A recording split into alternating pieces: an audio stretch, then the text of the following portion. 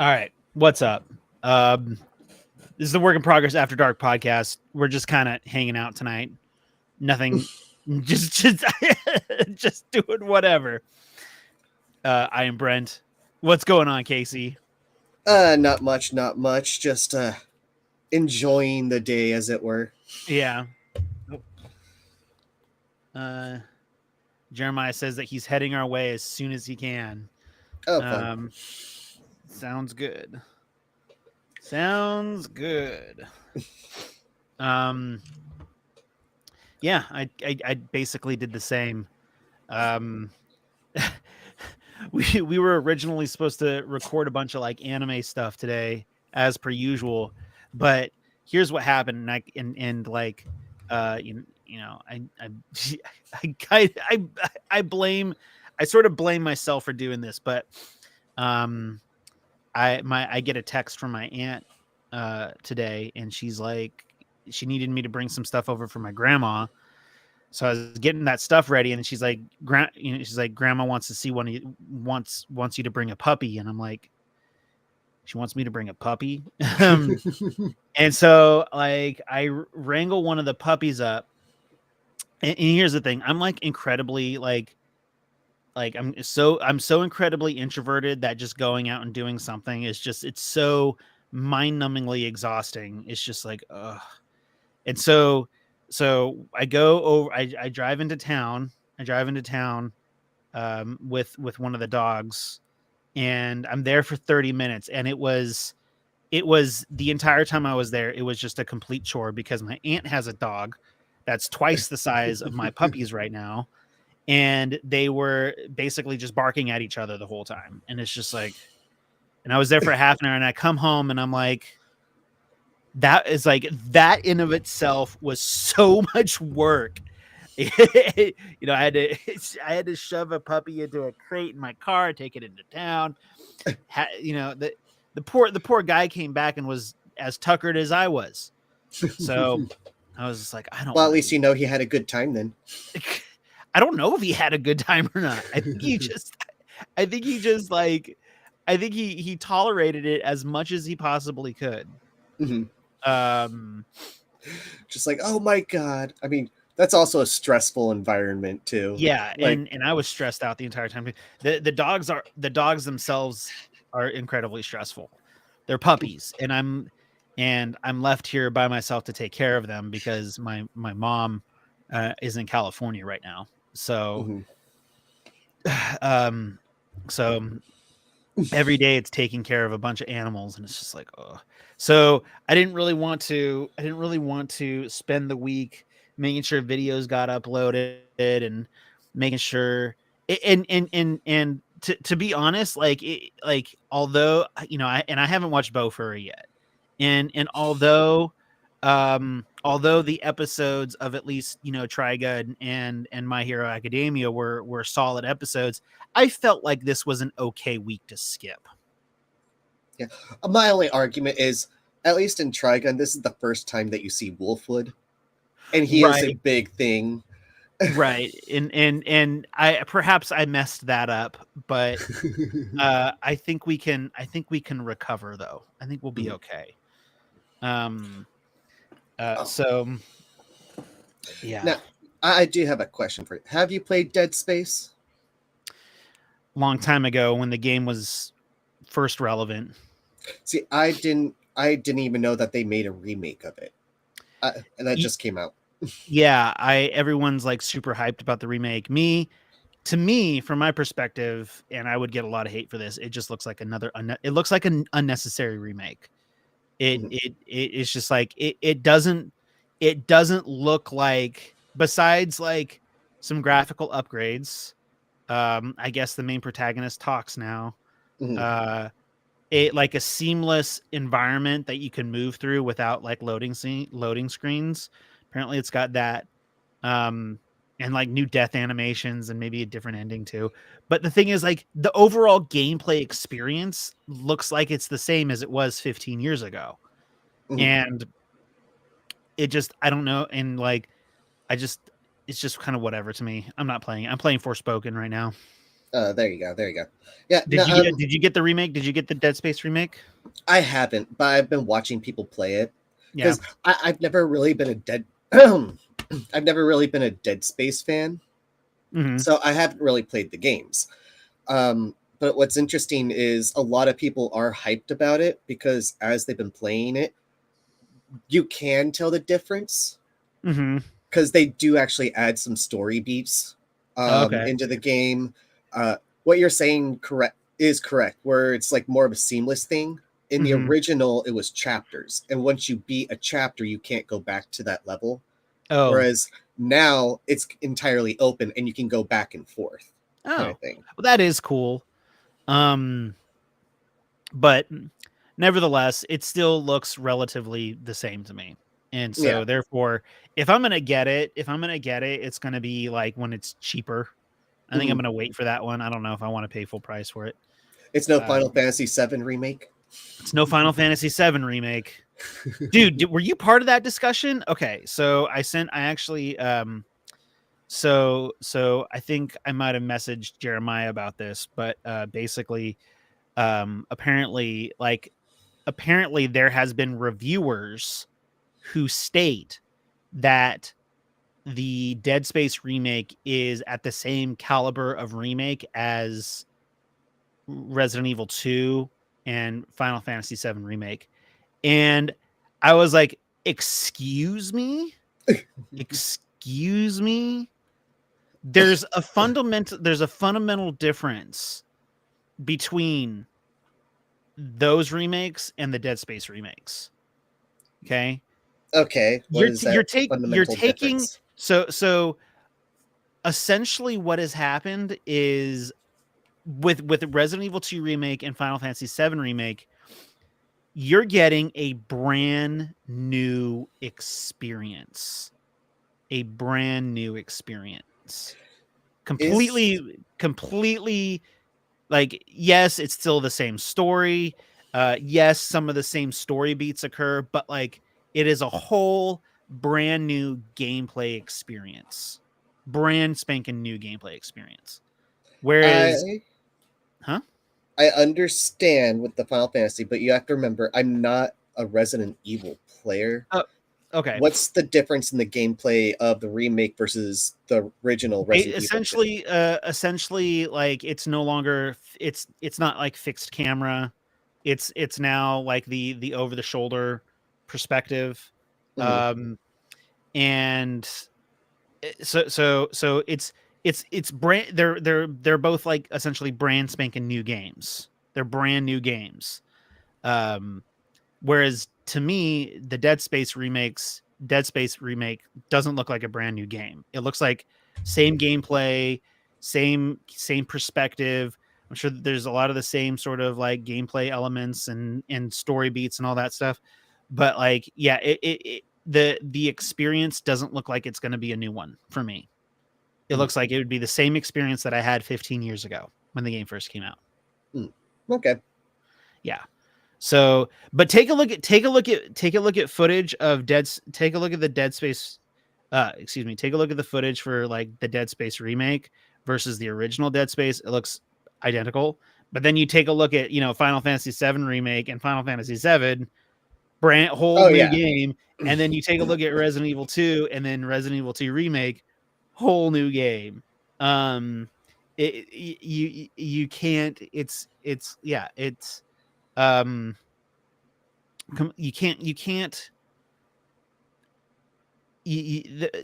like you get what I'm saying, but you can't compare those two different kinds of remakes. Like Mhm. that's one of the reasons why I was completely against, like, as much as I like The Last of Us, I was completely against The Last of Us remake for The Last of Us part 1 remake situation. Mhm.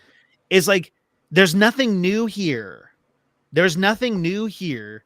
The game was the game is not the game turns 10 years old this year. I Mhm. was like, it's too soon. It's too soon. Anyways, yeah. It's like it's just like unnecessary remakes are a problem. It's probably like I don't it's like why? Like why? I'm sure that what kind of blows my mind is like EA probably had a plethora of other games that they probably could have remade that would have been a whole lot better. So So do you but think remakes are just kind of flooding the market right now? Because it's I almost the same thing with like movies. They're like remaking movies. yeah, well, It's yeah, movie remakes are a problem of their own. Here's the thing, like I have no problem. I have no problem with a video game remake so long as it creates a new experience for me. mhm. No problem with it whatsoever. So Um kind of that, like that with the different camera controls in Resident Evil 2, giving you a completely different perspective. And then Final Fantasy 7, it's a almost entirely different story at that point. right. Yeah. um, um but yeah, so if I can get a brand new experience, then I'm good. So and that was one of the reasons why like my whole thing too is I would have much rather seen a Code Veronica remake over a Resident Evil 4 remake because Mhm. I still believe it. Don't get me wrong. The Resident Evil 4 remake looks amazing. It looks amazing, but I am expecting to have a similar experience, and cats are making noise. Um but like yeah, I'm expecting to have a similar kind of situation. I still think that the remake for Resident Evil 4 um is kind of an unnecessary one. Mhm. But the thing is I have to let it have a I have to give it a pass simply because Resident Evil 4 is my favorite game ever made. Like like I'll give it a pass because it's like it's my favorite game ever made. Um and maybe that's how people feel about Dead Space, which kudos to them, but um it's just like Or would you also count God of War within the remakes? God of War hasn't had any remakes. Uh, I say remake, but it does follow the storyline. It's just that they stopped calling it something like God of War Chains of Olympus or something like that, or God of War 3. They just went back to God of No, War. those weren't remakes. Those were like other parts of the story, like prequels and sequels Mhm. and all this other stuff. Like um the let's see, I think Chains of Olympus was a prequel. I think Um so. I'm yeah. trying to pull the names out of my head, and Now it's been so if long. now if they did a God of War 1 remake and did it how they do the current games, I'd probably check that out because it would be a new experience. It'd be a new experience for the original God of War. Um so like I would play that and I'd be like, yeah, that sounds like fun. Mhm. So um uh I think they need to make a remake of Chrono Trigger. Chrono That's what Trigger. they need a remake of. That Super Nintendo RPG that is phenomenal with time travel and stuff. Mhm. They need to remake that. They did Final Fantasy. Now they need to remake this. It was one of the predecessors. I was talking to Jeremiah the other day and I was thinking that they should once they're done with the 7 remakes, once they're done with the 7 remakes, they should do an 8 remake. I would totally be down. Do that Yeah. whole card system. I love that battle system. Trying to get magic through enemies and turn them into cards. Oh, I didn't know that's how that worked. Yeah, I've never played 8, but I'd check out a remake for it. Um I don't like card-based games. Card-based games are weird. Are you telling me that's what Final Fantasy 8 did? No, it's not like it's definitely different. Uh-huh. Um, you absorb magic from enemies, Okay. and like for the summons, they're actually called GFs, Okay. and you level them up. And the more Okay. levels, the more skills and stuff that you can do. Mhm. And one of the things, or one of the ways to get weapons is you take magic that you have absorbed, and you can use one of the GF's abilities to make the magic into items, Mm-hmm. and then you can use the items to basically make the sword. Okay. And you can literally get Leon's final sword within the first 2 hours of the game. There he is. Hey, what's up? And yes, I did get his final sword when I first started the game because I just wanted to be a badass. What? You could do that? You could get the final sword at the beginning of the game? Oh yeah, in Final Fantasy VIII, you just have to get everything correct in it. Having trouble with the headset? Juicy, can you hear us? He could probably hear us, but we can't hear him. No, I don't know if he can hear us either. Okay. Yeah, he can hear us. We just can't hear you. Yeah.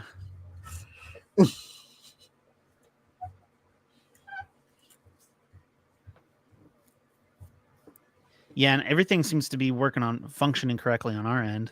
Mm-hmm.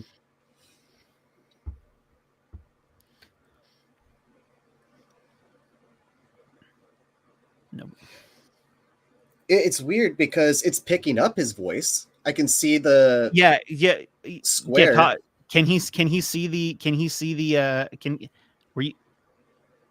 I don't see it moving on his. I don't know what you're talking about. Oh, there it is. Yeah.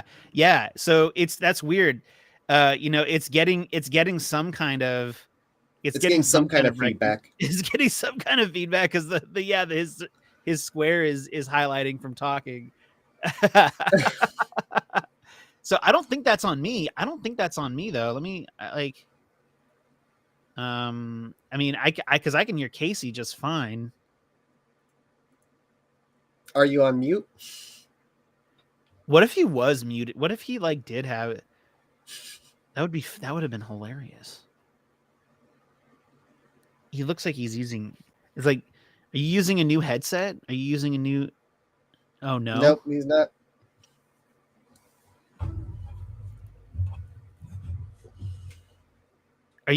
Was that you making noise, Casey? Yeah, that was me making noise. That was you. Okay. Technical difficulties. See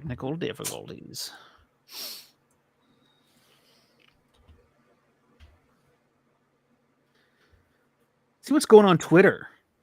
See what kind of crap people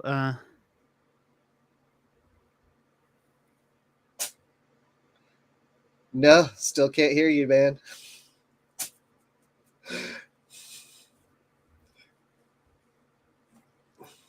No, I think he's restarting. I know. Oh man. Bless you. But yeah. Let's see what happens when he comes back. But yeah, no, in Final Fantasy VIII, you can literally get Hello? the sword. There we is. Go. All right. Welcome. Yeah, Jeremiah's in the house. What up? All right. We're once again, so we're Casey's explaining some Final Fantasy VIII mechanics to me. There you go. I was basically telling Brent how you can get Leon's final sword within the first 2 hours of the game. Mm-hmm. Makes you feel so powerful. Name is Squall in that game. I love games that can actually do that. It's like if I'm capable of doing it early in the game, I generally do. Final Fantasy 15 allowed me to do that. I mean, well, I think it took about 6 hours. I think you can get it done within the first 6 hours of the game. And the game is a long game. Well, Final Fantasy 15, the game is basically as long as you decide to make it. You can speed through the story probably in about 10 hours. But have you guys noticed that that's what Final Fantasy games tend to do? Is they give you a way to cheat it at the very beginning? I've never noticed that. I couldn't do that in 7 Remake. I couldn't do that. Well, no, in 10. not necessarily in 7 remake. In 10, there is a place that you can go, and you can just like fight the same thing over and over, and it actually gives you a lot of experience points, but they're really hard. Like one of the things I was thinking about is in Final Fantasy IX, there is a specific temple area that you can go that you're in, and you have to go through it with the storyline. But there's just a rope, and the rope literally leads you to where all it is just like massive dragons that will one-shot you.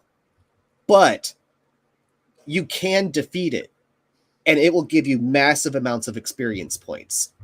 And actually give Final Fantasy 8 with the T-Rex. The T-Rex, and as I said, you can literally get the sword at the very beginning. Even look at Kingdom Hearts. No, Kingdom Hearts. The Kingdom Hearts full of shit. Fair. Kingdom Hearts. No, so here's the thing. I was actually going to bring Kingdom Hearts up. Kingdom Hearts drives me crazy because how they have their Ultima weapon generally set up most of the time is that you can only really get it right before like the final mission. It's like, why? Come on. Like at least make it available like maybe 2/3 of the way through the game. Well, that don't they also do a New Game Plus with it? Don't you keep your weapons if you do New Game Plus?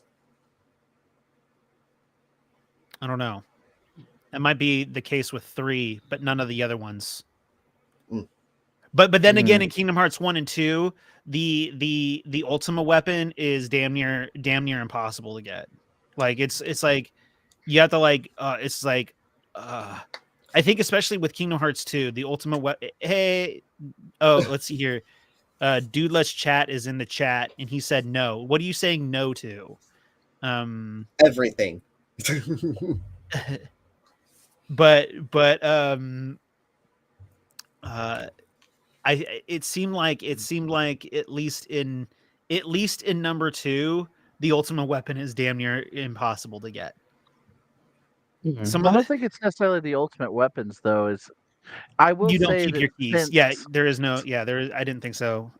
Since Final Fantasy 8, I will say they've always given an area, and it's usually for every section. But you can go find the places and get like level 100 and do all this other stuff from 8 on. I will give you that. If you're willing to put in the time and the grind, you can do it. And it's not some paltry thing. Like you said, you go fight the T-Rex. Honestly, one of the biggest exploits in Final Fantasy VIII was to quickly get the lamp and go fight Diablo. And while fighting Diablo, you just keep pulling Junction from him to get Gravajaw, because that's the only place to get that. But you get 99 of them, and suddenly anything you fight in the game, you can just hit it twice, and suddenly it went half health, and you're fighting something at essentially a fourth its health. Bosses excluding, but only major bosses have if it like Cerberus could be hit by it. And it like some the I say mini bosses that aren't big bats. So and any of the bosses that would be Aeons, or I say Aeons because of Final Fantasy X, but summons, you hit them with Gravajaw twice, and it's like, well, this is a 2-turn battle. So there are exploits certainly. Final Fantasy 10 had it. Kingdom Hearts 1 had it, only to the point of usually there was always a place to grind. Heck, you could stay on the first island and fight Tidus, Wakka, and Sophie. I think someone had proved that you could get to like level 99 on. Yeah. I normally would grind it, and I would usually leave that island at like level 15, I think. Like you could, so that's there is actually apparently a quick roadmap for it. It's like you can be this level by then, and it's not hard, does not take long to get. If you do that, then you go to the first town. If you keep going to one section after the Leon fight, it's where the most hollows show up. I say hollows. I'm sorry. The Heartless. What are Heartless? And you fight those, and you just pretty much do the circuit until you're like 25, and you can reach 100 really effing quick, and then and go from there. But that's against my play style, which is let's see how low of a level I could be to fight things. Yeah. I like boss fights to feel I like boss fights to challenge. feel like it's a challenge. You know, like I'm playing Monster Hunter Rise right now with some really good friends. I mean, we're all jumping on playing, and they're all just like, man, like this really isn't tough. I was like, that's why I don't really talk about Rise that much. We don't talk about Rise or Sunbreak. Like they are there. It's not Monster Hunter, it's Monster Fighter. And I personally want that knockout drag out. So I haven't built any armor on the game. I'm the only one taking a bunch of damage if I get hit. I'm like, oh, my apologies, you know? So but Yep. that's what I like from boss fights. So I'm different. I like to do everything that I possibly can before a boss fight. I like feeling powerful. It's not like make the game easy. It's like make me feel powerful. That's what I'm doing in Forspoken. Like I basically do everything that I can. You want that isekai life. Hell you want yeah, to go into the world and you want to be more powerful than everybody there. Hell yeah, and just wipe them all out. Ain't nothing wrong with it. Hey, nothing wrong with it. And see, for me, it's like my thing is I want the isekai life, but like ReZero. It's like I don't really got much going on here except for the ability to keep coming back. But I'm here, you know? And like you find like different ways to do it without having any powers, you know? Mhm. Or I say like not being the highest up there. But I can't say that. I would more equate myself to John from Unordinary. It's like I want to go through life not dealing with powers, but I'm still a badass.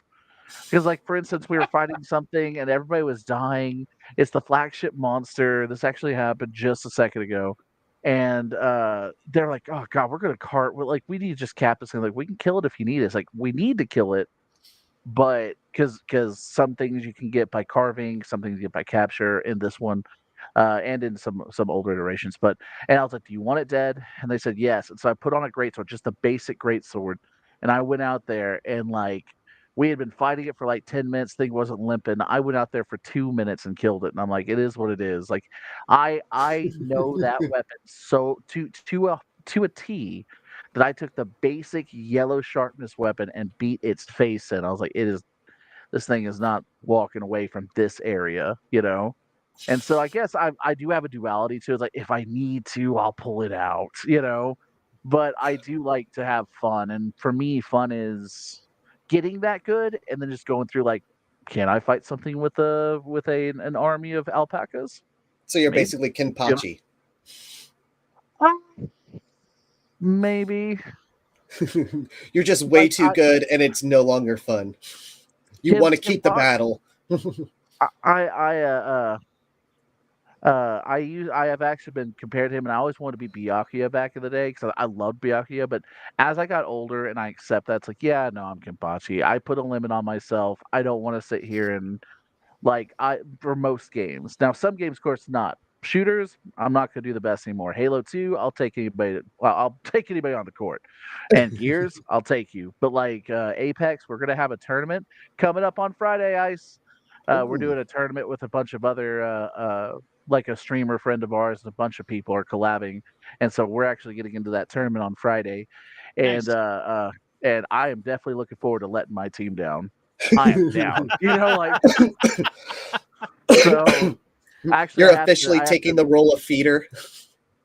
Yeah, I have to meet with two of the streamers tomorrow because they're actually pretty big nowadays, but he wants me to help since I've been doing the GIMP stuff and he likes what we've been doing with the Bleach stuff. He was like, "Hey, can you make a poster for us?" Like, I don't know, but I can try. So tomorrow on lunch, I'm gonna go meet with him and with those two and work on it. And but we're gonna throw a flyer up and have a good time. And that cool. game, I'm gonna be terrible at. I love Apex, but I do better when I sabotage my team. So just let y'all know, like my most kills comes from self kill. Like, haha. And you said it's on Friday? It is on Friday. We're doing it. It's with Twan Hanks. Yo Martez is going to be there, and then they've got a bunch of people they've been reaching out to that want to be a part of it. It's just a massive. Apex Legends is pretty much like Fortnite. You can have like 60 people in a lobby in trios. Hey, we do have dubs, bro. We do have dubs. I'm not usually the reason, but we do. You know, like And these streamers, they play for years. Jacob's the only one out of us that's been playing consistently. I'm sure you have played too, but he plays like a lot more than me. And so I can't wait to go back in there and pretend like I know what I'm doing. So, Hey, uh, that sounds like me with one of my Call of Duty. I always play Call of Duty with my friends, and there was one match. All my other teammates died. I was the only person. I ran out of bullets. They hit me with a carpet strike, and I just ran into the cave where all of them were, took out my knife, and we won. And then I was like, okay, guys, I'm done with Call of Duty. Never picking up back up because I cannot top that at all. bro, I haven't played Call of Duty since Modern Warfare 2 back on the Xbox 360. It's just like can't I do play it. Call of Duty Zombies. I love zombies. I love playing zombies when I can. So, but yeah, I don't play the multiplayer. I do. Well, no, I do Warzone whenever my friends want to drink and be belligerent. Like I don't drink. I just sit there and listen to them. Like, oh, Yeah. all of you would be fired tomorrow. Like, That's a so 6-year-old kid you're talking to. guys, if you haven't already, so I'm just gonna toss this in there since we're just talking about whatever. Mhm. The Vampire Dies in No Time has to be the perfect mix of slapstick comedy and lewd jokes, and it's hilarious. I've never It heard is. of that.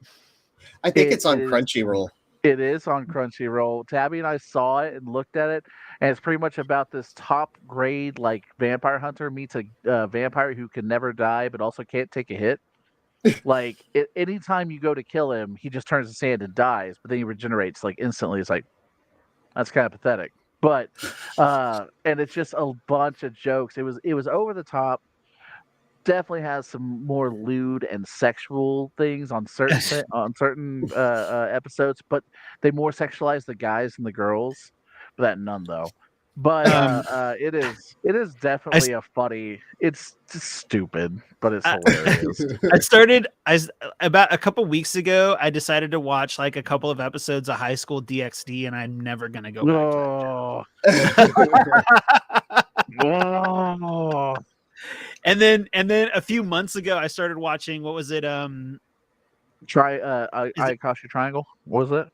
No, No, not I Ayakashi watched Triangle. Ayakashi Triangle, and I'm definitely gonna go to hell for watching that. Yeah. Uh, and You but guys no, are the just other one was speaking gibberish to me what by this point. what's the other one? Was it High School of the Dead? Oh God. I'm Teach you for how to sure aim going a to hell for that and one. Probably. teach you how to aim a fucking sniper. Let me tell you. Isn't that also the one where the chick basically like leaves another girl and then gets screwed over because she That's did like that? episode 2 or episode 1. Yeah, they were running for a bus and one like yeah. Oh, I remember Yeah, that I was as like, vivid as day. That came out about time I really shouldn't have been watching it. And I was like, huh, what is this? But then like once you go so far, like so what is too far once you've gone too far? It's like, well, I'm already here. I might as well finish it. I mean, it's got some portly dude that apparently is just Rambo in terms of like tech skills. I want to see more of that guy, you know? Oh, oh God. Well, they substitute a beach episode for just a really hot heat wave episode where everybody's half naked, and I'll just always be like, well, mm. But I was really yeah, stoked to find out yesterday that Uryu is voiced by the same guy that does Kenichi Joji. I'm pretty stoked about that. It's just like whenever I hear, I don't know, there's something about Ken Ichijoji's voice that I was just like, yeah, that's Ken. That's mother effing the Digimon Emperor right there. And the fact that Uryu looks almost identical well, to to Ken him, Yeah, that is It's actually like kind when- of hilarious. when made I- it all the oh. more better. so 'Cause I when I first watched- go ahead, sorry. So basically what happened was yesterday I watched like the first half of the first episode of Thousand Year Blood War, and I got halfway through it and I was like, you know what, I'm just gonna go read. So I just went and read 3 volumes. So I think I'm gonna really like power through the manga before I watch any more, because every time I start watching it, I just want to go, you know what, I'm gonna read this. You know, it's I'm gonna go and just keep reading. And that's I don't know if it's simply because I prefer the manga or the over the anime. I don't know if that's really it, but I do the same with Fire Force. Whenever I start watching Fire Force, I was like, you know what? I kind of want to read the manga. I want to know what happens. Like, anyways, but yeah, I was pretty stoked about that when I watched that yesterday. I was like, okay, yeah, this is cool. So the first time it tipped me off to that, and so I'm glad you breathed it up because it was a nostalgic point. Is the first time Uryu actually screams. It took some time. Usually he's just like the super Chill. chill, like oh that's bad. And the first time he screams that I heard was with Koritsuchi when he fights that captain, you know, Mhm. and I'm like, that's Digimon. Hold up. Like, hold up. Because I know, because that dude, he would, like, and I was like, no way. And I loved, so there's a lot to Bleach. I got done playing with some guys, and one of them was like, Bleach sucks, Naruto's better. And I'm like, I can't really fault it. Bleach lost out because of certain things, but also because Gara versus Rock Lee is just way better than Oh, that was anything such ever a good produced. Like, fight. and then from there, it just carried. Shippuden was very hyped. It did very well from the pain arc to the war to Mhm. Guy Sensei being a fucking god sensei. Um, God and so, Sensei. but my thing is like, no, but Bleach is still really good. You just have to watch it and get past certain points. But Yeah. I'm definitely enjoying what I'm reading. I'm on chapter 279. nice. Yeah, so I'm like about a third of the way through it. And here you are dreading reading it. No, it's a really easy read. It's an Mhm. incredibly easy read. Mhm. There are some manga that I read where it's just like I'll sit there, it'll take an hour for me to get through a volume because they're incredibly wordy. For example, like Assassination Classroom. It is my all-time favorite. But damn, it is incredibly wordy. And it can take like an hour for me to read a volume because of Mhm. how much because it's a very dialogue heavy, you know, it doesn't really do action all that much. It's all character development and character growth, so it's just all dialogue and talking. But the cool thing about Bleach is, like, I think I mentioned this to you guys last night in our group chat. It's like you'll read 3 pages of heavy dialogue and then it's just like 3 or 4 pages of action. And so Mhm. it's like a good solid even back and forth of like, okay, you know, it's going to take me a minute or two to get through these pages, but then all of a sudden we have like 3 or 4 pages of action. Boom, boom, boom, boom, boom. Okay, I see it.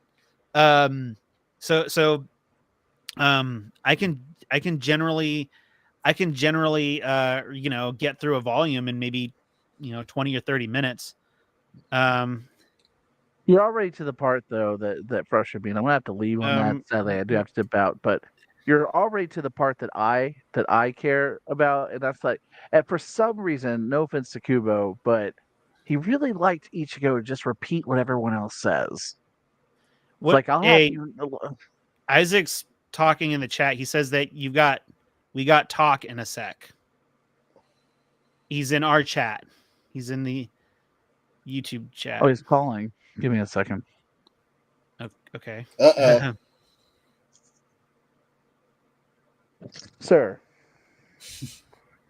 Put him on. We want to Yeah. hear too. What happened? What happened?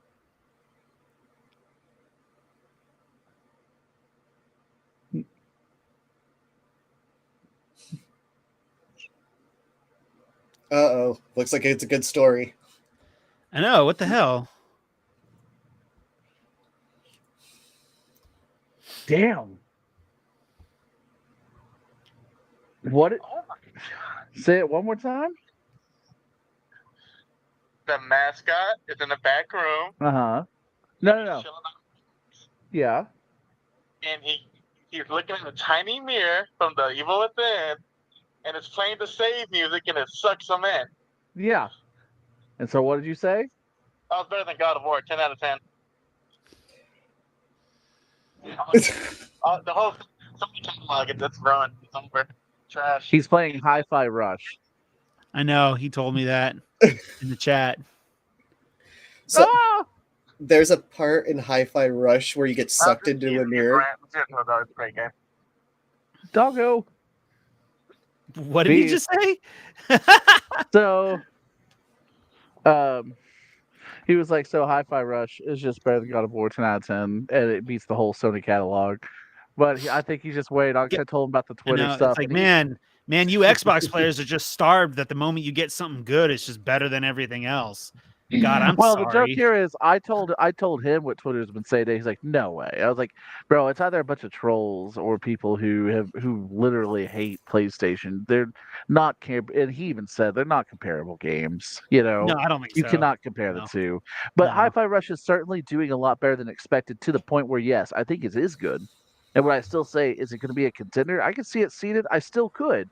Even with the stuff I've seen come out, like it's doing that well with Yeah, I with mean, its Easter eggs, with its play style, with it is really fun.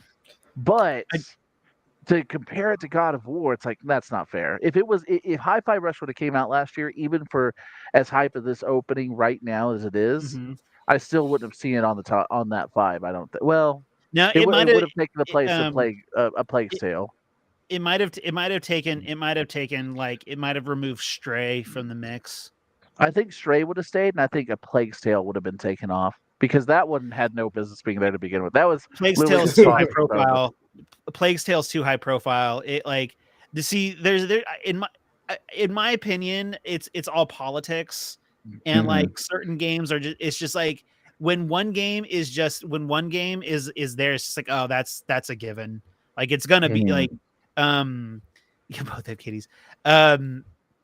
So like when like for example this year like I already know it's like we already know that the game of the Tears year of the Kingdom. the game of the year contenders are going to be for there's going to finally be one from each category, right? From each of Mhm. the big 3. It's going to be Spider-Man 2 for Sony, it's going to be Tears of the Kingdom for Nintendo, and it's going to be Starfield for Xbox. Okay. Even if Starfield tanks beyond, it's still going to be there. It's still going to be there. Like even if it just tanks hard, because there's just because of the politics around everything. And then of course there'll be 2 other games that will just get squeezed in there, and like I'm sure that it'll like I wouldn't be surprised if Jedi Survivor. I'm glad that you believe that. Ice, he says F Starfield Hi-Fi Rush is the gold standard. That's what I like to hear. Isn't That's what I like to hear. isn't that problematic? That's so problematic. If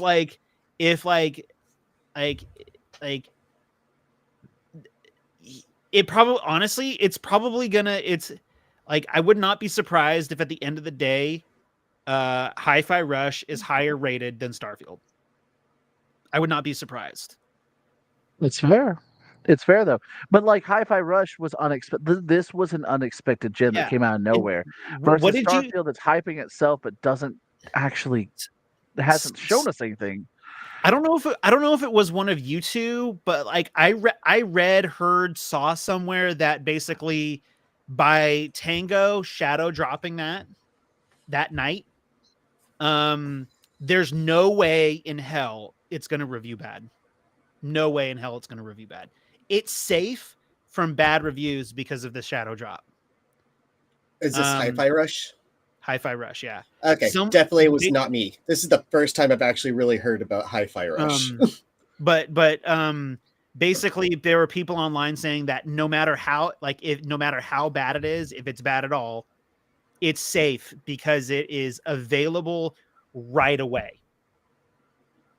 Playable right away. I was like, and I'm like, you know what? Yeah. Like that's how like things work now.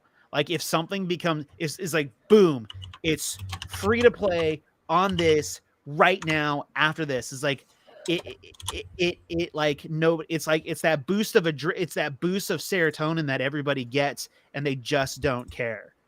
See, which makes it I disagree with that, and I'm not trying to, but like I think what we're taking out of the fact is when a game has been talked about for like a year plus, you know, we've Mhm, had time to sit here and look at it for 730 days, you know? uh-huh. Like let's say like Starfield. We've been talking about Starfield, been talking about going into space with them for a while. So it's like for 365 plus, we'll say that, not 2 years. We have been sitting here looking at Starfield, saying, what's it coming with? It's not really showing us anything. It could be bad. Now we're starting to look into what they've done beforehand with the Elder Scrolls, with Fallout, Mhm, and how bad it is. And so that's warping our thoughts. So we're like, hey, it's probably not for good. And then anytime something bad seems to come from it, like, oh, it's delayed or oh, they're not going mhm. to bring it up at this reveal, we get worried about it. Hi-Fi Rush, I will give you that. It's not it's safe from overthinking. It's safe That from that us that's a sitting here and that's a over good way reviewing. that's a good way to look at it, like, and Mhm. just to be clear, I'm not harping on Hi-Fi Rush at No. all, please, I'm No, no. not harping on it, I'm not but, like, I'm saying in I response to do those like to people I who are do saying like it's safe from that. Yeah. I do like to joke about, like, when people automatically wanna call it a game of the year contender, no offense, but it's just like, there's gonna be so much there's gonna be so much fire coming out every month all year. There's gonna be some big game come and honestly, like, you know, not to sound pretentious or anything, but generally speaking, at the beginning of each year and what I know that comes out from each year, I usually do a pretty solid job of pinpointing like what's gonna be. I already kind of pinpointed the big three of the year from Mhm. each developer, but like the other two is anybody's guess. But there's just too much predictable and unpredictable fire coming out this year to say to automatically call the first big game, well, one of the first two big games. I mean, look, although I'm loving Forspoken's automatically out. Like no joke. Like it there's no so the first big contender of the year, Hi-Fi Rush, to say that it's already a contender when there's so much other fire coming out, that's just like, just be careful. Like be careful because like, you know, just remember it's like, Microsoft is putting all of their eggs into one basket with Starfield. Mhm. It's They like are. don't count on both games being on the game of the year list. But Um, like I've told you though with it, for one hand, I can see it because like it's doing very well. So uh-huh, while it is safe from overthinking, it can still get a bad review when people play it like, what is this? This isn't freaking Tango. mhm, This isn't Evil Within. This isn't some horror genre. This isn't some mhm, awesome thing, you know?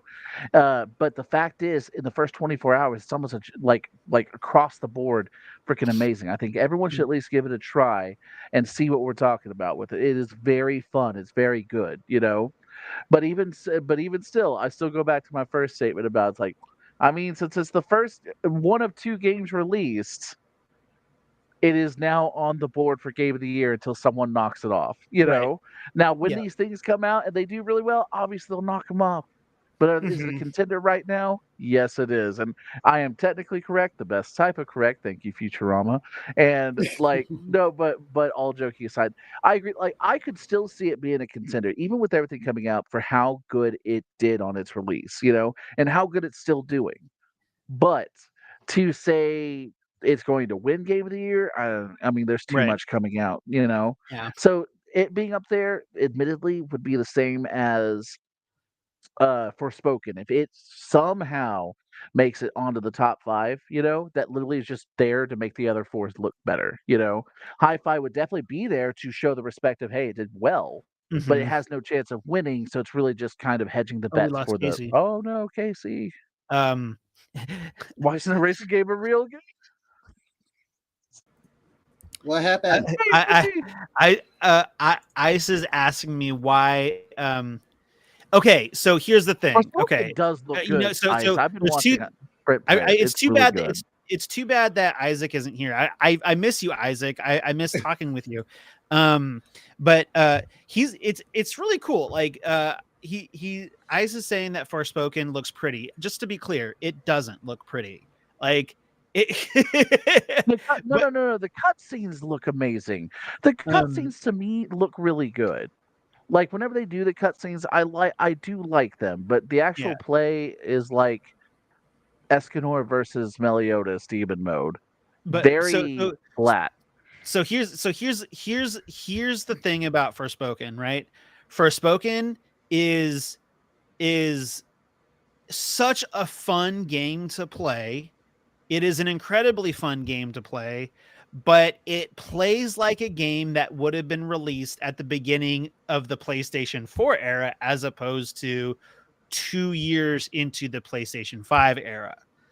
I'll give you But I that. have no problem with that because games 10 years ago were a lot of fun too. So,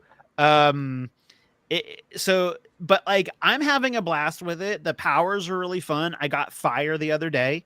It Yeah, I plays need to see really that. it plays really well.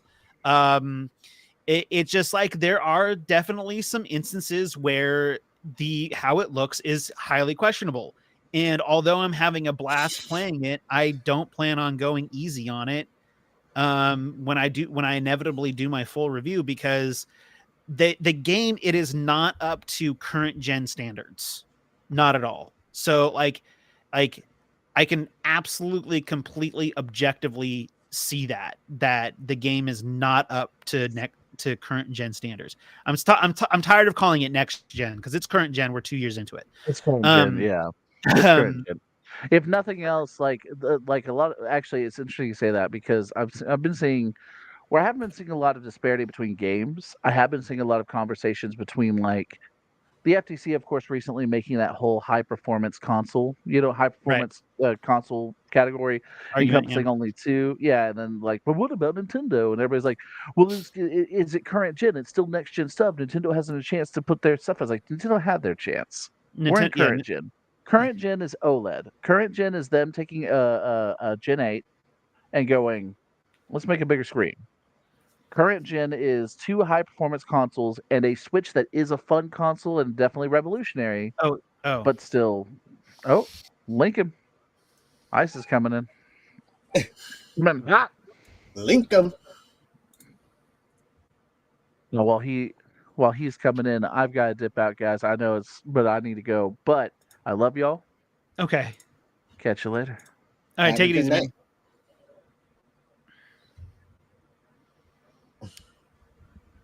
man. Get rid of one dude. Let's chat and I know add another. we're swapping one for the other.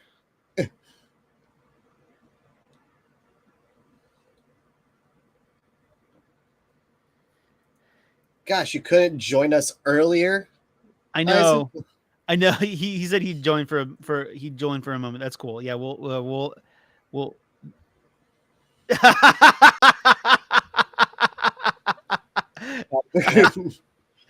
What's going on? Oh, I'm just here to give the voice to the have a voice,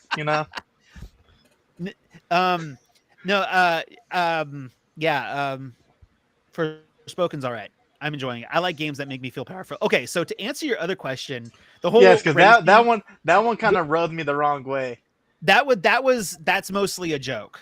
That's mostly a joke. I wanted to Like, fight you. I was like, I'm not Mostly. this guy.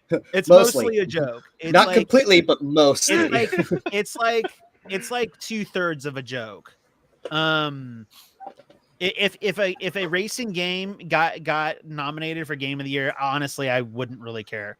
But like the reason why I name it as kind of a joke, the reason why I also still am somewhat serious about it is because racing is so incredibly, in my mind at least, racing is so incredibly niche that I feel like along with other sports related games, that it creates this whole thing where like it isn't for specific markets, right? And I believe that a good game of the year kind of game is an all-arounder kind of situation. So I just kind of like to kind of like to joke that they're not real games, just simply because they're such for an isolated market that like I very rarely think about them all together. Okay, hold on. Give me 1 second. So, One so second. I- Give me 1 second. Hold on. Let me get this situated properly. Okay. There we go. This is Give me a second. Give me just one little second. Okay, there we go. Okay, so you're saying, so by your definition, right? Let me see if I get this straight. Because like I said, like I tell Juicy all the time, are you wrong? No. Are you right? No. It's your opinion, and I respect that. So I'm not gonna try to argue that. sure. My opinion is so from what I got from what you just said, a real game has to be able to make a Game of the Year nomination, or at least be mentioned within Game of the Year. And you That's probably a said bad a game, example, but and you said it tailors to a niche market, which I very disagree with. And that, so for instance, just for NBA 2K, right? 2K21, a sports game that sold 8 million copies. Okay. okay. And let's check out Madden real quick, because we like numbers around here. And mind you, to me, I'm like, because I was telling Juicy, like, I wish these games were more like updates instead of a yearly release. Sure. And a lot of people want that. But the thing is, they know they don't have to do it because people will still buy it, right? Pay money, pay big time for it. Yeah, for sure. So let me see something real quick. How you guys not giving me numbers? The one time I want to do numbers, and you guys are like, nah. Well, anyways, Madden 23, it topped for the PS5, right? Okay. Back in August. Okay. And these games sell really, really well. And why it bothered me, like with sports games and racing games, though to us, we may not be. So, for instance, I was an addict to Madden. Okay. I that being said, like I got involved with the community with sports games. That's cool. And there are a vast amount of people that like sports games, and Call of Duty, sports games, racing games. I feel that's the bread and butter of gaming. The average man, anybody, the working class man who doesn't have time to spend 50 to 100 hours on Persona or any RPGs or some story-based games, though they will at times do that, they want to pop something in to play. Something they're familiar with, that's straightforward. Now, are they story-driven? No. Will they win awards for their gameplay mechanics? No. But they sell really well. There is a huge fan base for them. So that in itself tells me those are real games. And to go past that, I would even say, and I know people make memes of this, but mobile games are real games. If anything, the mobile phone is the biggest selling console in the world. Everyone has one. Mm-hmm. And games are so simple to come by. To like if everyone decided to download one game, it would be the best-selling game of all time. How much? Like, just in India alone, dude. And so, because it doesn't have what some would say a game needs to be classified as a game, doesn't mean it's not a game. No, I absolutely see where you're coming from, and I apologize if I offended you when I said that, but I was highly offended. I'm gonna go to your house and Paul just take it sign. Be like, cancel it. It's I guess for me, especially on the sports end of things, it's just like it's just the same game every year, which is, to me, it's like okay, it's like not too much effort has to go into that every year. Right. I will admit though, like I watched the developer direct, and I gotta say, the new Forza looks great. I don't care about Forza. Like, dude, I don't care about Forza. I've even said it in the review, like, hey, if you guys like it, I'm happy for you. Mhm. I don't care about. Like I'm on your boat. Outside of sports games, I'm on your boat. Like I don't really play racing games unless like I Mhm. like Forza Horizon because it's arcadey. But Sure. once we start touching that realism, I'm like, I'm out. Well, that's one reason why I like, you know, the likes of like Mario Kart and things like that. Um, Crash Team it, Racing is where it's at, bro. yeah. Just because like that just kind of feels like a video game to me. Like you know, um, uh, and maybe the reason why, maybe another reason why I don't like, you know, I don't necessarily, maybe for the lack of a better term, take those kinds of games seriously is I'm just not good at them. I I haven't been good at racing games forever. I've never been good at them. The only time I'm good at racing games is when I'm not playing against my sister. Okay. And then at that point, my sister is better than me at racing games. So basically, it's not that they're not real games. They're just games you don't care for. Exactly. And yeah, it's but like I like to um I do like to occasionally throw out the whole, well, that's not a real game, just to kind of see what someone will say. But at the end of the day, I really don't care. Yeah, I wasn't really offended in the ways. It's Sure, fine. but I appreciate your argument. You made a good argument. Because at the end of the day, you're right. These games, they sell and people play them, and it's crazy, especially on the sports end of things with all the different sports games, how like EA can just take your money every year I and mean, dude, for the FIFA is basically one the of the same exact game.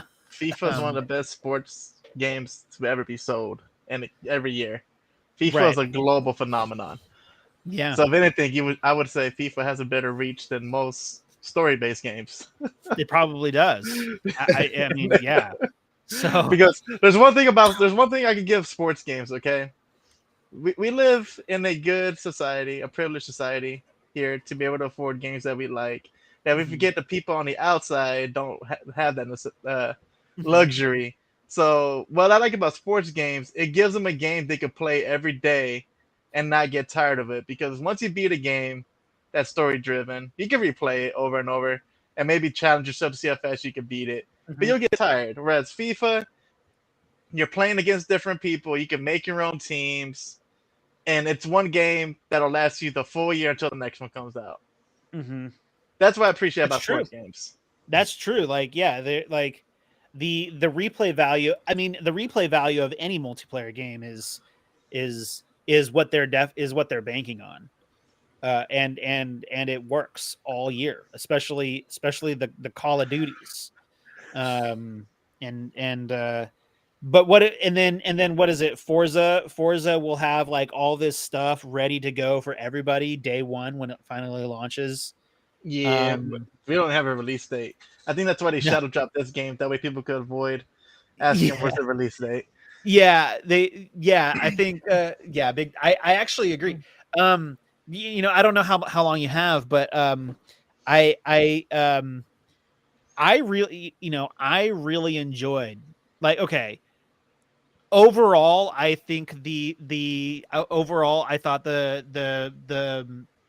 developer direct was about a C plus, but the presentation was A plus. Like Yeah, it that was was a cute. huh? It was cute. Yeah, it was it was really well put together. It focused on, you know, the developers and how they, you know, what they're working on and how they're doing it. And like it showcased every game in really great detail. I was really happy to finally see some gameplay for some of these games where like some of these games their gameplay is limited. Uh but like yeah, I think Microsoft should continue doing those developer directs, and they Oh, should yeah, I if, but like if I had it my way, if I had it my way, dude, here's what I would say. Like, guys, we got the formula. Let's stick with it. Every quarter, we announce 5 games. One of those games is a game no one ever heard of, and we drop it right then and there. That way, people will always be guessing, what's the next Shadow Drop game? What, you know? and It it would, builds hype. that's actually that would be the most incredible market strat, like that you should call Phil Spencer. Because Like the reason that- I say that is because it's how people are with the Nintendo Directs. Like, uh-huh.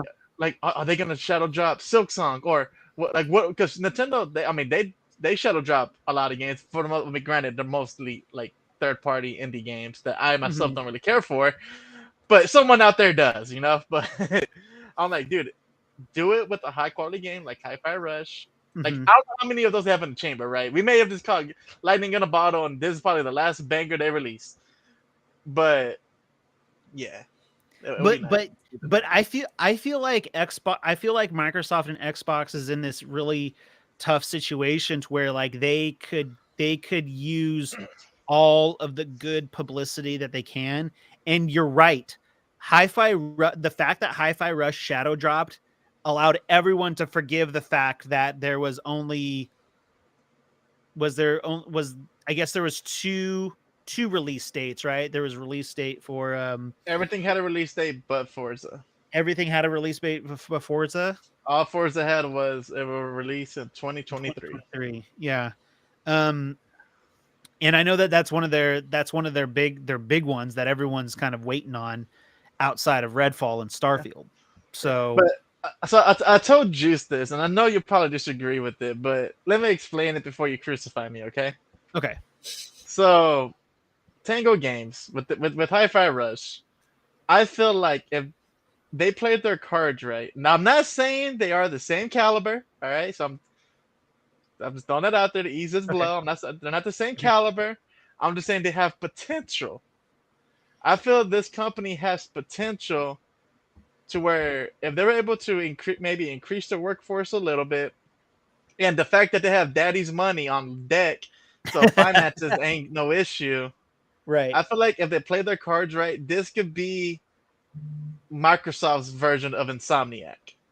Probably. No, I That I actually agree. Like no, that that's how like I see this team. mhm.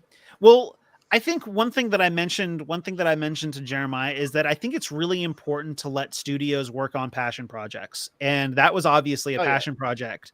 And I think that's really cool. And you don't see too many passion. I'll be honest, you don't see too many passion products coming out of Sony, at least not in recent years.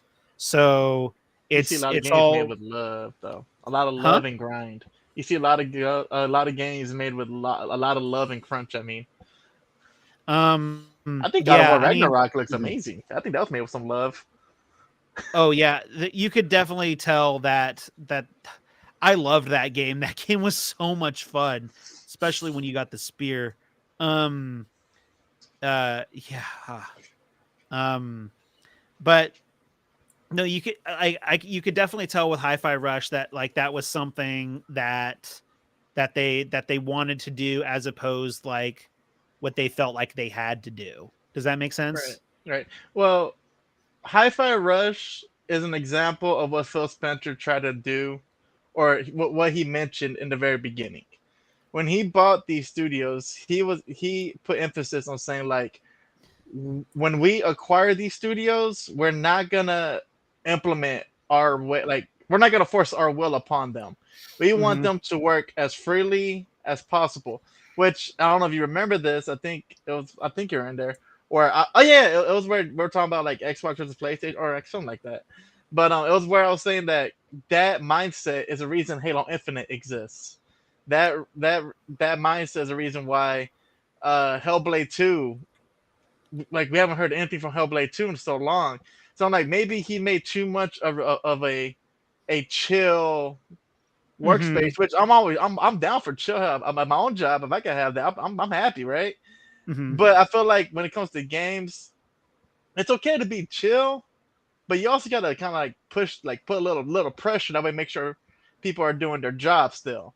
You don't want Well, them taking advantage of it. So the I feel like this is what he envisioned would happen. And out of all the games that haven't came out like this, I'm like, all right, bro, whatever you did with this one, whether it's the team or whatever you did different compared to the others, you need to do it amongst everyone else. Do a copy and paste mhm. across the board. Yeah, I think that yeah, I feel like there is a little bit of I think there's within the Xbox I guess the new term ecosystem, there is there seems to be a lot of uncertainty and Damn you, Phil especially Spencer. surrounding the fact that Phil Spencer kind of says the same thing every year, and he once again did it again this year. He did it again. He like the other day he was like, Xbox was severely lacking in games last year, and like I think there's a meme out there where it actually shows all the times that he said that same thing every year. And 'Cause- Huh? Hey guys, I'm sorry, I gotta head off. I'll oh talk to you no, guys later. okay, all right, I'm Later, sorry, dude. Casey, we'll talk Oh, again you're soon. fine. All right, later, man. But yeah, I think that like this was a good way for Xbox to start the year, and hopefully they can keep the momentum, because as much as I like to harp on Xbox, I actually do hope that they have a good year this year. I really do. Mhm. I mean, same. But like I said, I said this in the developers direct, because Juicy was saying that he wished they showed. I can't remember the name of it because that's how much I care about it. Starfield. Starfield. No, I- Starfield's getting their own thing. It's No, too yeah, big. no. I was telling Juice, like, if Starfield was shown here, nobody would be talking about Hi-Fi Rush, even though it was a shadow drop. I mean, people would still be hyping over it if they did, like when they play, but Mhm. people would be more focused on analyzing like the video, the gameplay, whatever, Mhm. and that'll also take light away from crap. What's the vampire game called? Drawing a blank here. I want to say Redfall? Redfall. I keep wanting to say Yeah. Red Dawn, but like that's a movie, I think. Redfall. And I'm like, you don't want both your champions fighting each other. You don't No. put both of your fighters in the prize fight. Mm-mm. But yeah, no, I mean, hopefully that game does. But like I was telling you, like those games, those I never cared for Bethesda. I still don't care for Bethesda. Sure. The only thing I care about from Bethesda was Evil Within. Right. That's all I care about. And And that's not even a Bethesda Game Studios no, game. it's That's just exactly that's just published by Bethesda. exactly. So Yeah. so for me, when they bought Bethesda, I wasn't. People were like, "Oh, we got the Elder Scrolls series." I'm like, "Yeah, we got the Evil Within." like that's like I'm the one in the back by himself, like the Evil Within, baby, yeah. And because for the longest time, I was telling my brother, I was like, "Dude, I know that Evil Within is not a huge franchise like the Resident Evils of Mhm. the world. I get that, but the first one was great, even though it had a lot of jank in it. The Sure. second one was great because it polished a lot of that jank. Yet there's still a little own jank in there, but that's fine. Mhm. It didn't break the game or ruin the experience for me. And I'm like, where's the third one? I want a third one.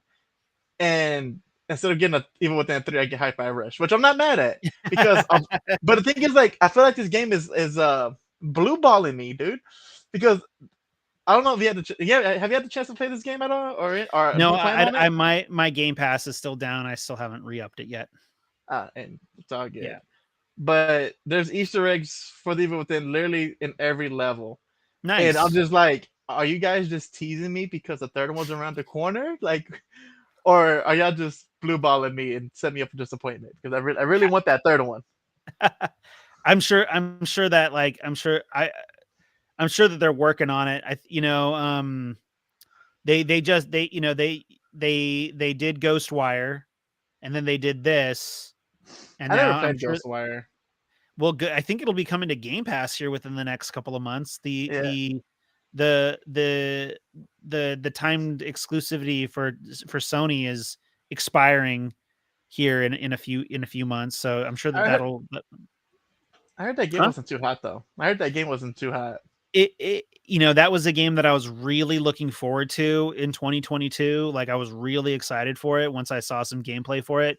But once I started playing it, like it's got a lot of really great ideas in it, but it was just not I like in my review, I called it mediocrity at its finest.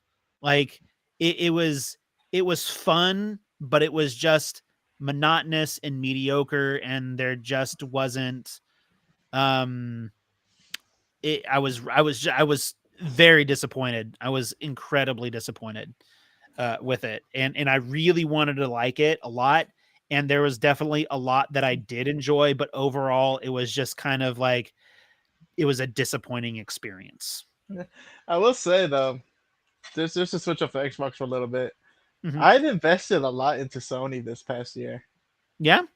Well, Yeah, congratulations. I bought a lot of their games on Steam, and I 100% of Spider-Man because that game was legit. I Nice. beat God of War. That was fun. Actually, God of War was fun. The ending of it was kind of disappointing, but I guess it's because they were building it up for Ragnarok. Mhm. So the ending was kind of like, well, thought there'd be a little more to it than that, but it's not bad, I guess. So all in all, a great game. Just that ending, I was like, what are we doing here? But like the end game stuff, you didn't like the end game stuff, or what? No, the endgame stuff was fine. Like the Valkyries was freaking awesome. I love fighting the Valkyries. I thought that was freaking. Are you talking about the end of God of War 2018? Yeah. I Oh, haven't okay, played- I the haven't first played- one. Yeah, I haven't played Ragnarok. Oh, my bad. Okay, I sorry. I thought for some reason I thought that you had played Ragnarok. I accidentally spoiled something from Ragnarok. I apologize for that for earlier. Then don't mention it because I don't know what it was. So Okay, cool. Then I won't bring it. no, I'm saying 2018. Like the Yeah, ending of it was kind of flat. I was like, so I'm now just walk down the steps. yeah. So yeah, 2018. The Valkyries. Yeah, the Valkyries. God, I've got nightmares of those damn Valkyries. Oh, they were fun. I mean, once you figure it out, I mean, I never beat a Dark Souls game, but I've played them a lot. So Uh-huh. the repetitiveness of bosses and the challenge, I feel like I got trained in that playing those games. So for them, it was kind of like, oh, this is fun. How did you do on Sigrun? Which Did one you was fight that one? Sigrun? I don't know their names. The last one, the hardest one, Is that the one with the fog? the one where you were at like the Valkyrie, the Valkyrie throne room area, the Valkyrie. Oh no, I haven't fought her. You haven't fought her No, yet. I think I took out like 5. Okay. How many? I think it was like 8, right? Or There's like, is it 9? I don't know. There's quite a was it few. 9? Yeah, I was having a blast. I started playing it because I got Spider-Man. I was on Black Dude, Friday. I'm glad that so- you like Spider-Man. I'm glad that you like Spider-Man. I'm sorry to cut you off, but No. I gotta say this out there. As a veteran of Spider-Man 2 on the GameCube, I will have to give Spider-Man a 4 out of 10 for this one reason. If this one reason wasn't in there, this Wait, game's the a 9 out of 10. 2018 Spider-Man? Yes, there's one reason. I'm about to tell you right now. You give it a 4 out of 10? For this one reason. You ready? Okay. I can't web a helicopter and ride it throughout the city. You're gonna dock Spider-Man Yep. 2018 6 Yep, points because you can't that's ride a what helicopter. because that's what I did on the GameCube, and they said that they used the GameCube as inspiration. So you better let me web on the helicopter and ride around the city aimlessly. And yet you still 100%ed it. Oh yeah, no, I didn't say it was a bad game. No, that Are you game was gonna try- phenomenal. Like, Are you gonna play? okay, I would highly recommend. I liked it so much. I bought it for my friend so he could play it. Nice. Are you gonna Yeah. play Miles Morales? Yeah, when it's on sale. I'm not gonna. That's a full price game for a DLC. It's not DLC. People It's not say DLC. that, man, but It's that not is DLC. DLC. It's not Dude. DLC. It's not DLC. Like it's a 30-hour game. It's not DLC. And it's a cheaper game too. It's not a full price game. It's a cheaper game unless Steam marked it up. Because at launch, Spider-Man Miles Morales was $40. Let me see how much it is now. Yeah, Spider-Man is $50. So I'm like, no. Be gone, you thought. But I bought a lot of the games on sale, dude. Trust me. I mean, I buy even if I don't have Game Pass, I'll buy Xbox games on sale. So it's not just a PlayStation thing. I'm poor and I like to save money. fair enough. But I will get around to it because I am excited for Spider-Man 2. Okay, but all in all, Yeah, a serious rating for that game, I'll give it like a 9.8. But Okay. but they didn't include the helicopter web swinging, so it's a 4 out of 10 for me. Did you get the version of it that had the real DLC for it? Yeah, I had that on The, the PS4 and I got it on here. The Okay. Black Cat DLC was legit. Yeah, that was a lot of that. Yeah. And I bought Days Gone, Okay. and it's a fun game. I just feel like it's an open world Last of Us, and we both know how I feel about that. But I think you would like Days Gone more than the last. You would like it a lot more. I mean, it's fun. I can only 2 hours in because I'm splitting time between 2 games. I'm splitting time between that Horizon Zero Dawn. Nice. That game is beautiful. Oh yeah, it's fantastic. Wait until you get to Forbidden West, whenever that comes to PC. Yeah. Have you tried Ghost of Tsushima yet? Oh yeah, I beat down the PS4. See, let me tell you how much I love that game. Here's how you know I love Ghost of Tsushima. I told you how my PS4 is broken and ejects discs whenever it feels like it. Even though that was super annoying, I pushed through and still beat that game because I loved it that much. Nice.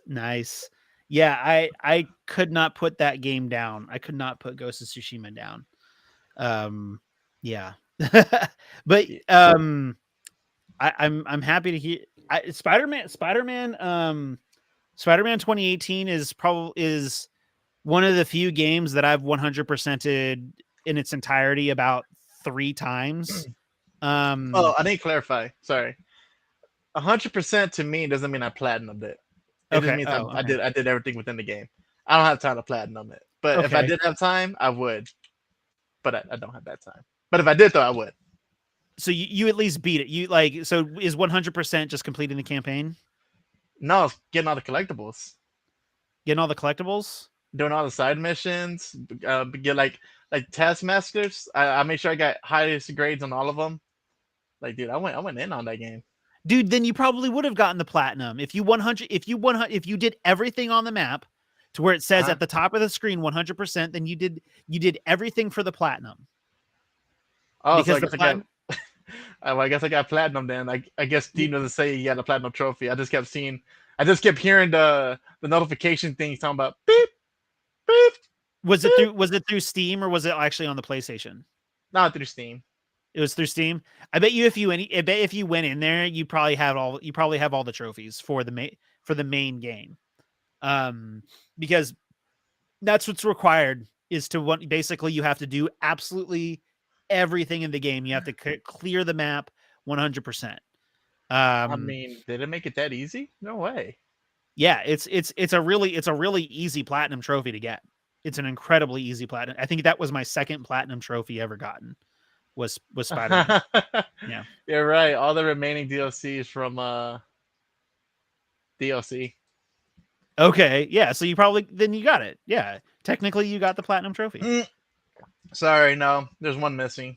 What's the one complete missing? A new game plus playthrough. I didn't know game plus it. That doesn't count. That doesn't count as the platinum. That's separate. Oh, okay. Yeah. Then, no. yeah. Yeah. That doesn't count. Now that I got you here, though, how do I ride the subway? It says born to ride the subway 5 times. Is that me just landing on top of it and riding it? No, you basically use the fast travel system. Who uses a fast travel system as Spider-Man? Someone who's trying to get the platinum trophy. So that would be me. Like, dude, legit, I was swinging around, hopping on the subway, just riding down like that. Get it yet or what? Yeah, no, you don't actually have to ride on the subway. You have to use the fast travel system. Well, then I guess I got to do that. Unfortunately, that sounds disgusting. Why would you want me to do that? I know it's just meant for traveling. It's just like I bet you anything is. I bet it's a troll trophy. It's just like it's like who's gonna use this? Who's gonna actually do this? The people who are going after the platinum. Because make the platinum people go for that. Make the platinum people ride the subway. And you know what's a bummer? Is that there's like cute little cutscenes when he's on the subway. When you do it on the PlayStation 5, it's instantaneous. So it's like there's truly no benefit from riding on the PlayStation 5. There's truly no benefit to riding the subway unless you're going for the platinum trophy, because you can't even see the cutscenes of him because it's so fast. You can't even see the cutscenes Wait, there's a The- cutscene from- of him from the on pa- the subway. Yeah, there's little cutscenes of him on the subway. Like he'll be like clicking on his phone or something, and people looking at him like, "What the hell's a Spider-Man? What is Spider-Man doing on the that subway?" sucks. Kind I of wish thing. I- You can't even see that on the PlayStation 5 because of how fast it loads. That's kind of Uh, lame. Yeah. I'm a good like I could have it on my SSD too on PC, and I never saw like I think I did it one time just to see what would happen, and it was like black screen, and I'm there. I'm like, oh, okay. Yeah. But Um, I got 45.7 hours into that game. Nice. I wonder where I'm at. I don't even know. But Yeah, like, because like I beat the Callisto Protocol and then jumped into that because I was like, I'm tired of playing horror games. I mean, I love horror games, but mhm. I got done playing through the Resident Evil games, and then I did the Callisto Protocol, and I'm like, okay, I need something a little lighter to enjoy with. And I didn't even stream it. That game was for me. I was like, this game is for me. I don't want you guys Sure. to watch me play. This is my pleasure. There you go. There you go. Yeah. I'm so excited. I You love just can't hide it. So- I love the universe that Insomniac made for Spider-Man. I really, really liked it. oh, And I it was hate re- it. I'm a hater. I'm such a hater. It's nice to see him as an adult. You know what I mean? Like I'm tired of like, I've seen too many teenage Spider-Man. It's just like, Yeah. give me a Spider-Man that knows what he's doing. Like that's one of the reasons why I liked and still like the Fox Kid Spider-Man animated series. Is like because he's a Spider-Man. Spider-Man. he's already Spider-Man. He's doing what he's doing. Well, that's what I Um, liked about 2018 Spider-Man. I hate the fact that they gave him a facelift. I like the old model more than the new model. I feel like they went with Yeah. the new model because it looks like more like Tom Holland. But I kind of like the fact that he was older looking. Like he looks a little weathered, of course. I mean, Yeah, he did, huh? yeah, like Um, yeah, and I didn't mind that because like by that point you've been Spider-Man for a while. Did you see some stuff? Yeah. So like, Yeah, I was definitely bummed out about that too, but I got over it pretty quick. I did too. I mean, I had the mask on the whole time, so I mean, it Yeah, doesn't bother me exactly. that much. But I kind of felt bad for the guy the first guy. I was like, man, that's The face mean. model, it's the original Yeah. face model. I'm Yeah. like, bro, they literally called you ugly to your face and into the world. And just know, I don't think I think you're a handsome chap. And Sure. I'm sure there's a mod out there that I could do a face swap, and if I could, I would do it. Granted, I still Mhm. wouldn't see your face anyways because I was rocking my Spider-Man 2099 outfit. Well, Isaac, I think I'm going to end it here. It's been really nice talking with you. Thank you for being here, but it's getting close to my bedtime. So, Alrighty. Yeah, I gotta but- do my recording tonight, anyways. all right, man. Well, thanks for being here, and hopefully I'll talk to you again soon. What's my name say? Xbox is the goat. He said it, guys. He said it. He said I got it on. I got it on recording. I'm gonna send it to Alright. everybody out there. It's Later, bro. it's out there now. Later, man.